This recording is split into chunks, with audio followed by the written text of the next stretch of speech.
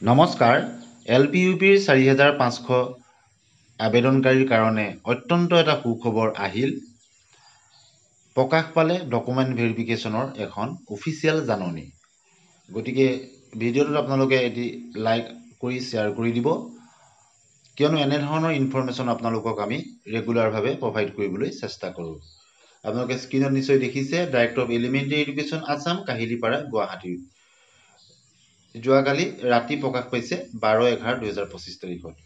ইয়াত লিখিছে in pursuance of the advertisement A and B তাত এডভাৰটাইজ নাম্বাৰ দুটা দি দিছে dated 8/1/2025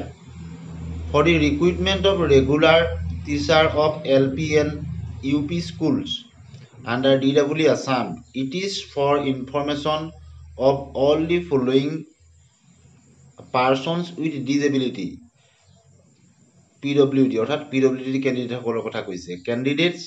that the physical document verification will be held as follows 4500 পদত আবেদন কৰা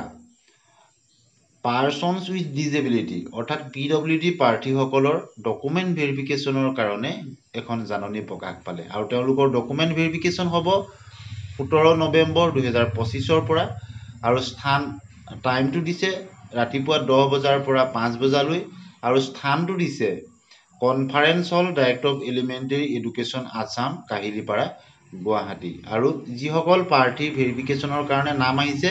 তাৰ যিখন লিষ্ট লগত সংলগ্ন কৰি দিয়া হৈছে গতিকে অত্যন্ত এটা সুখবৰ আৰু মুখ্যমন্ত্ৰী মহোদয় আৰু শিক্ষামন্ত্ৰী মহোদয় কোৱাৰ ধৰণেই সকলোখিনি কাম খুব যোগাত্মকভাৱে আগবাঢ়িছে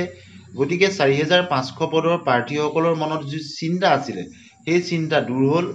আৰু ডকুমেণ্ট ভেৰিফিকেশ্যনৰ কাৰণে জাননী প্ৰকাশ পালে ভিডিঅ'টো লাইক আৰু শ্বেয়াৰ কৰিব ধন্যবাদ